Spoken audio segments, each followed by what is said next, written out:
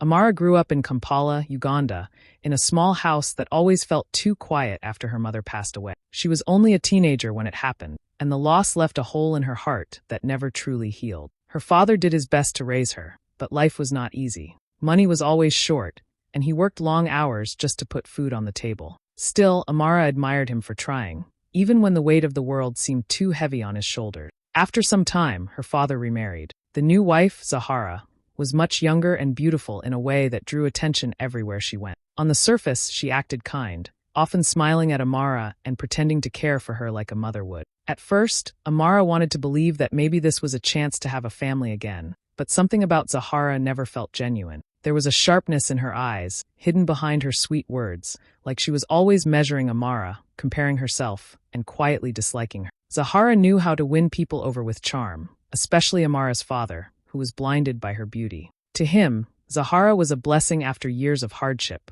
but to Amara, she slowly became a shadow in the house. Behind closed doors, Zahara would make little comments that cut deep, reminding Amara that she was just a girl without a mother. Though Amara stayed strong, deep inside she could feel that her stepmother's love was nothing but envy dressed as kindness. Amara was not the kind of woman who easily caught attention with loudness or showing off. She carried herself with quiet confidence, the type that came from surviving pain and still finding reasons to smile. One sunny afternoon, while helping a friend at a small event in Kampala, she met Chinedu. He was a wealthy businessman from Nigeria, in the city for work, and he noticed her before she even realized he was looking. While many people tried to impress him with fancy talk, it was Amara's calm voice and natural kindness that drew him in. She spoke with grace, and when she laughed, it was warm and genuine, the kind that made people want to stay close. Chinedu was different from the men Amara had known. He did not treat her like she was beneath him, nor did he flash his wealth to win. Instead, he admired her intelligence. She could hold deep conversations about life, about dreams, about the struggles her people faced, and he listened. He loved how she had the strength of a woman who had endured much, yet still believed in hope. Slowly, what began as friendly talks turned into long meetings, quiet dinners, and walks under the Kampala night sky. With every moment, their bond grew stronger, like two souls who had been waiting for each other. But in the shadows of their happiness, Zahara watched with disapproving eyes. She noticed Chinedu's expensive cars, his polished suits, the way people respected him, and the way Amara glowed in his presence. Zahara's smiles around them were tight, hiding the bitterness in her heart. She would whisper sly comments to Amara, pretending to warn her. "Men like that don't stay long," she would say, or, "Be careful, wealth attracts problems." Yet, Amara refused to let her stepmother's poison kill the joy she had found. For the first time in her life, she felt truly loved, seen not for what she lacked, but for who she was.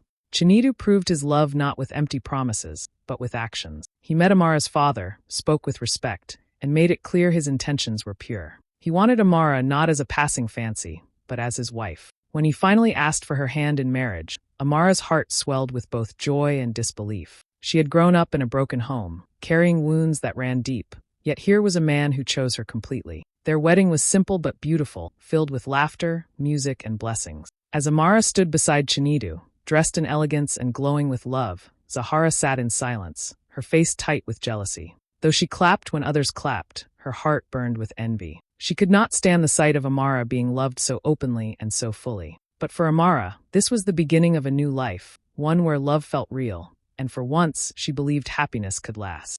Zahara had always been good at pretending. To the outside world, she looked like the caring stepmother who wanted the best for Amara. She smiled when people were watching, spoke softly when Amara's father was around, and even gave advice that sounded wise. But deep inside, jealousy had already started to eat her alive. The day she saw Amara walk into her new life with Chinedu, dressed as a bride and glowing with happiness, something inside Zahara twisted. She could not believe that the girl she had always tried to belittle was now married to a man of wealth and influence. At first, Zahara tried to hide her feelings, but the more she saw Chinedu, the harder it became. His expensive cars, his sharp suits, the way people respected him. It was everything she secretly dreamed of. And the worst part was seeing how deeply he adored Amara. Every small gesture, pulling out a chair for her, holding her hand, looking at her with love, felt like a knife to Zahara's pride. She told herself that Amara did not deserve such a man, that she was too simple, too ordinary, too plain to hold the heart of someone like him. Slowly, Zahara began her plotting.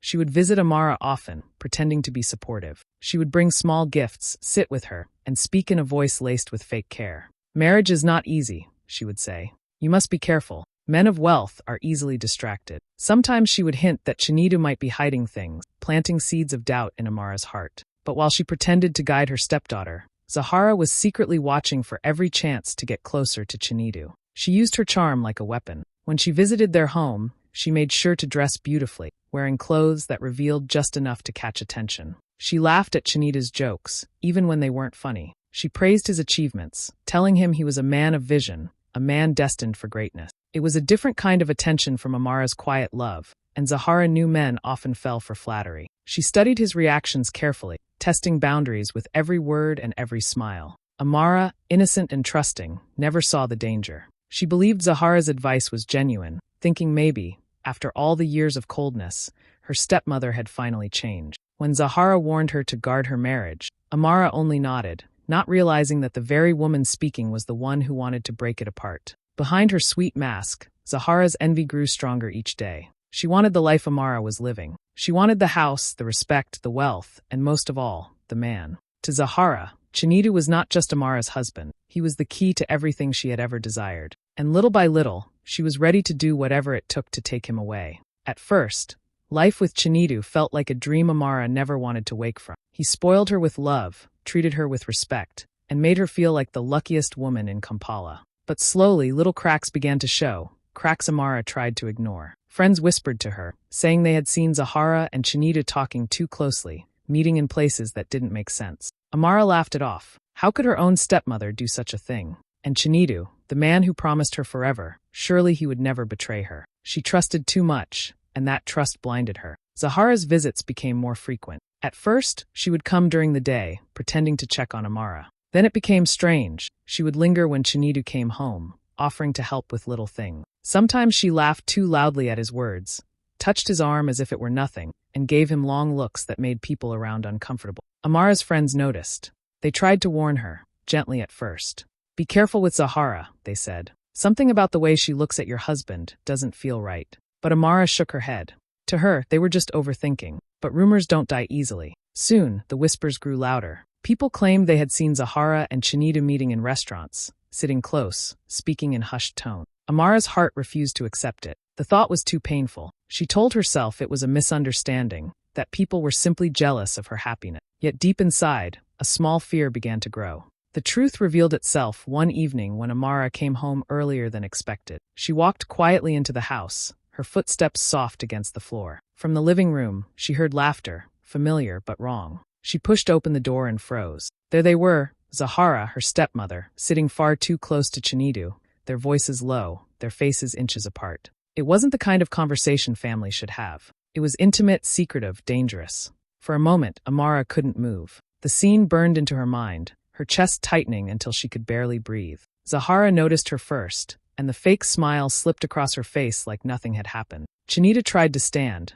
stumbling over his words, but the damage was already done. Amara didn't need explanations. The betrayal stood naked before her. World shattered in that instant. All the trust, all the love, all the dreams she had built came crashing down. The man she gave her heart to, and the woman who was supposed to be like a mother had stabbed her in the back together. She felt like the ground beneath her feet had disappeared, leaving her in free fall. The whispers from her friends, the warnings she ignored, all of it suddenly made sense. Amara realized she had been living in shadows while the truth played out in front of her eyes. That night, nothing felt the same. The home that once carried her laughter now echoed with silence, betrayal, and a pain so deep it cut through her soul. The days after Amara caught them together felt like a nightmare she could not wake up from. She expected Chinidu to come to his senses, to apologize, to fight for their marriage. Deep down, she hoped it was just a mistake, something that could be fixed. But instead of remorse, he grew distant. He stopped looking at her the same way, stopped coming home early, stopped holding her like he used to. The man who once swore to love her forever now avoided her eyes, and in his silence, Amara felt her world collapsing. Then came the unthinkable. Zahara, bold and shameless, moved into Amara's marital home as though she were the rightful wife. She walked through the doors carrying her bags, her perfume filling the house like poison. She greeted the maids with authority, claiming her space in every corner. Amara watched in disbelief as her stepmother paraded around in the very home she once built with her husband. It was not just betrayal anymore, it was open humiliation. Zahara did not hide her intentions, she flaunted them, making sure Amara felt small and unwanted. Chinidu did nothing to stop it. He let Zahara stay, treated her like a queen, and pushed Amara aside as though she no longer mattered. The woman who was supposed to be family now sat at her dining table, slept in her bed, and held the man she once called her. Amara's heart broke every day, but what hurt most was the cruelty of it all. Zahara would look at her with victory in her eyes, as if to say, "I have taken everything from you, and there's nothing you can do." The community was merciless. Neighbors gossiped, their words sharp like knives. "Did you hear? Amara's stepmother stole her husband." Others laughed behind her back, saying she had lost both her marriage and her dignity. Some even claimed she was too naive, too quiet, too ordinary to keep a man like Chinidu. Every time Amara walked through the streets, she felt their eyes on her, their whispers chasing her steps. The shame was heavy, pressing down on her until she could barely lift her head. Nights were the hardest. Alone in her room, Amara cried into her pillow, asking herself how life had turned so cruel. She had given her heart, her trust, her loyalty, yet in return, she was left empty-handed. The man she loved had chosen betrayal, and the woman who should have protected her had destroyed her. It felt like the end of everything she had dreamed of. She had no husband, no respect in her community, and no place in the home that once belonged to her. The humiliation was unbearable, but even in her darkest moments, a small voice inside whispered that her story was not over. Though the world laughed at her now, destiny had not yet spoken its final word. Amara could have let the pain destroy her. Many nights, she thought about giving up, about letting the humiliation swallow her whole. But deep inside, something stronger than sorrow began to rise. She told herself she would not let Zahara and Chinida's betrayal define her life. If they had taken away her marriage and dignity, she would rebuild herself from nothing. She would prove that even broken pieces can create something beautiful. With no savings and nowhere to turn, Amara swallowed her pride and borrowed a small amount of money from a kind neighbor. It wasn't much, but it was enough to buy a second-hand sewing machine and a few rolls of fabric. She had always loved stitching clothes, a skill her late mother taught her when she was just a girl. Back then, it was only a hobby, but now it became her lifeline. With trembling hands and a heart still heavy, she started a small tailoring business in Gulu, far away from the constant whispers of Kampala. The beginning was tough. She worked from a tiny wooden shack with barely enough space to move around. Her fingers grew sore from long hours of sewing, and sometimes she stitched through the night just to finish orders. Customers were few in the first weeks, but Amara greeted each one with a smile, treating them with warmth that came straight from her heart. Slowly, word began to spread. People started to notice her neat work, the way her clothes fit perfectly, and how she always delivered on time. She stitched school uniforms for children, dresses for young women, and even repaired torn clothes for laborers who could not afford new ones. No job was too small for her, and she gave her best to every stitch. Every coin she earned, she saved carefully, determined to grow her business bit by bit. What she lacked in resources, she made up for with determination. The community in Gulu began to see her differently. They no longer saw the woman who had been humiliated and abandoned, but a woman fighting to stand on her own. Some admired her courage. Others supported her by bringing more orders, and soon her little shop was always busy. For the first time in a long while, Amara felt a spark of hope. Even though her heart still carried scars, her work became her healing. Each dress she made felt like she was sewing back the pieces of her broken life. She realized she didn't need Chinidu or Zahara to survive. She only needed her own strength. What began as a small effort to escape pain was slowly turning into a new chapter. Amara had no idea how far her talent would take her, but she knew one thing. She was no longer the same woman who had been mocked and cast aside. She was building herself again, stitch by stitch, with her own hands. And this time, no one would take it away from her. Amara's small tailoring shop in Gulu slowly grew into something bigger than she had ever imagined. What started with just one sewing machine and borrowed fabric became a place where people gathered, not just for clothes but for inspiration. Her work was different. She didn't just sew dresses, she created pieces that told stories. She mixed traditional Ugandan fabrics with modern styles, making every design stand out. People who wore her clothes felt proud, like they were carrying a piece of culture with them. Soon, tourists passing through Gulu discovered her little shop. They were drawn in by the colorful fabrics displayed outside and left amazed at the skill of the young woman working tirelessly inside. Some of them began ordering custom pieces to take back home, and before long, Amara's designs were being worn in places she had never even visited. Photos of her dresses appeared on social media, shared by travelers who couldn't stop praising her talent. That was when her name started to spread beyond Gulu. Local elites began to notice too. Politicians' wives, businesswomen, and even entertainers sought her out, asking for clothes that no one else could make. Amara treated each of them with the same humility she gave her very first customers, but her work kept speaking louder and louder. The once broken girl who had been mocked now had people waiting in line for her creations. With the growing attention came opportunities. Investors who saw her potential approached her, offering to support her business if she could dream bigger. At first, she was scared. Expansion sounded risky. But Amara remembered how far she had come from nothing, and she chose to believe in herself again. With their help, she opened a proper boutique, then another and another. Her shops began appearing in major cities across Uganda and later across East Africa. Within a few years, Amara was no longer just a tailor in Gulu. She was the proud owner of one of the biggest fashion houses in East Africa. Her brand became a symbol of elegance and strength, loved by both the rich and the ordinary. Her shows attracted crowds, her collections were featured in magazines, and her name carried respect everywhere she went. Yet through all the success, Amara remained humble. She never forgot the nights she cried alone, the whispers of shame, and the tiny shack where it all began. Instead of being bitter, she used her story to inspire young women, especially those who felt broken or forgotten. She reminded them that pain could be turned into power, and betrayal could be the start of a new destiny. The same community that once mocked her now praised her, holding her up as a woman of resilience.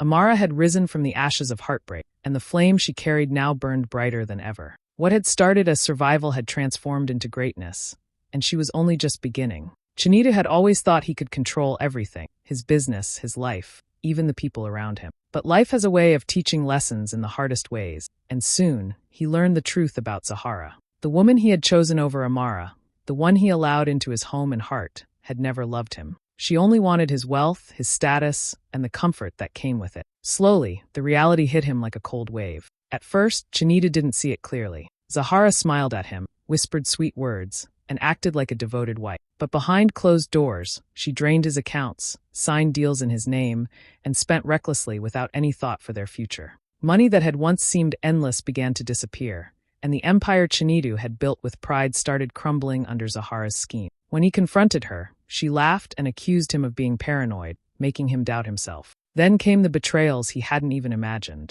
Zahara didn't just take his money. She cheated on him openly, flaunting her affairs as if it were a game. The man she ran to wasn't just anyone. It was someone who offered excitement, someone who had no interest in Chinedu's business or reputation. Within months, Chinedu found himself bankrupt, his assets gone, his credibility in ruin. Friends and business partners who had once respected him began to avoid him, whispering behind his back about his foolishness. The humiliation was unbearable. People he had trusted, people he had once helped, now mocked him openly. Neighbors who used to envy his wealth now smiled at his misfortune, making sure he knew how far he had fallen. He walked the streets of Lagos and Kampala with his head down, feeling the weight of every mistake, every betrayal, and every choice he had made. Meanwhile, Zahara had disappeared. She didn't stick around to face the consequences. She left Chinedu behind, broken alone, and ran off with another man who could satisfy her desire for excitement and comfort. She didn't care about Chinedu's ruined life, the relationships she destroyed, or the man she had betrayed. For her, it was always about winning, about taking whatever she wanted and leaving the mess for someone else to clean up. Chinedu finally understood too late that the person he had trusted most was never loyal. Zahara's charm had blinded him, and his greed had made him vulnerable. In the end, he had nothing, no wealth, no wife, no dignity. He was abandoned and ridiculed by the world he had once commanded. And as for Zahara, she may have escaped, but even she couldn't outrun her own nature. She would always be the woman who betrayed love for money, a lesson that left Chinedu broken but wiser. The karma that Amara never sought had found its way to Chinedu in full measure, leaving him to face a life that no money could fix and a reputation that could never recover. Chinedu had lost everything, his wealth, his reputation, and the woman he had truly loved. After months of humiliation and loneliness, he realized the depth of his mistakes. The man who had once thought he could control everyone now felt powerless, and there was only one person he wished he could turn back time for, Amara. With nothing left to lose, he traveled to Kampala, humbled and desperate, hoping to find her and ask for forgiveness. When he arrived, he found Amara in her boutique, surrounded by beautiful fabrics, sketches, and the bustling energy of her thriving business. She looked nothing like the young, heartbroken woman he remembered. She stood tall, confident, and radiant, a far cry from the one who had cried silently after his betrayal. Chinedu approached her slowly, his voice trembling. "Amara, I was wrong. I was blind. Please forgive me. I've lost everything, but I know I don't deserve your mercy." Amara listened quietly, her eyes calm but unyielding. She had spent years rebuilding her life, turning every ounce of pain into strength. The betrayal she had suffered had taught her something important. Forgiveness did not mean taking back someone who had hurt her. She shook her head gently. Chinito, you made your choices. You lost your chance. I've moved on, and I don't regret it. I hope one day you understand what you threw away. Chinita's face fell. He had expected tears, maybe even anger, but not this serene, unshakable resolve. He realized, too late, that the woman he had betrayed was no longer vulnerable. She had risen above heartbreak, humiliation, and the mocking voices of the community. She had built a life of her own, one that no one could take from her. And Amara's rise did not stop there. Her talent, determination, and reputation for excellence caught the attention of people far beyond Gulu and Kampala. One day, an official invitation arrived. She was asked to become the official designer for the Ugandan First Lady. It was a position of prestige, influence, and honor, one that recognized not only her skill but her journey from struggle to success. The community that had once whispered cruel words now celebrated her. The young woman who had been mocked and abandoned now commanded respect on a national stage. Chinita watched from the sidelines, broken and defeated. Zahara was gone, chasing yet another fleeting thrill, and he was left to face the consequences of his choices. Meanwhile, Amara moved forward, designing, creating, and shaping a future that belonged entirely to her. Her life was no longer defined by betrayal, loss, or humiliation. It was defined by resilience, talent, and the power she had claimed for herself. In a twist that felt like destiny, Amara's story became one of triumph over betrayal. She had not just survived, she had become a woman of influence, proof that strength born from pain could transform a life completely. And for Chinidu, the lesson was bitter but clear. Some chances, once lost, never return. The night of the grand event, the city buzzed with excitement. People dressed in their finest, cameras flashed, and voices filled the air with chatter and laughter. But all eyes turned when Amara arrived. She walked in with effortless elegance, her dress flowing like liquid silk, her posture proud and confident. Every step she took commanded attention, not because of wealth or status, but because of the aura of strength and success she carried. The same woman who had once been mocked and humiliated now moved through the crowd like a queen among her people. Chinidu and Zahara were there too, though neither could match her presence. They stood at the edge of the crowd, whispers and glances revealing their shame. Chinida's shoulders were slumped, his pride gone, and Zahara's once bold expression was muted, replaced by the uncomfortable weight of failure. They watched silently, unable to speak, as Amara greeted dignitaries, photographers, and admirers. Every handshake, every smile she received was a quiet reminder of how far she had risen. The crowd that had once whispered about her misfortune now celebrated her openly. People cheered, clapped, and even approached her to express admiration for her journey. Amara smiled graciously, her eyes calm, reflecting the years of struggle, resilience, and growth. She did not gloat or show anger. She let her success speak for itself. And there, in that glittering hall, the story came full circle. Amara's betrayers were left in silence, powerless to change the life she had built. The whispers of shame that had haunted her were replaced by applause. The woman who had once been broken was now untouchable, a living testament to strength, dignity, and the quiet, unstoppable power of rising from the ashes.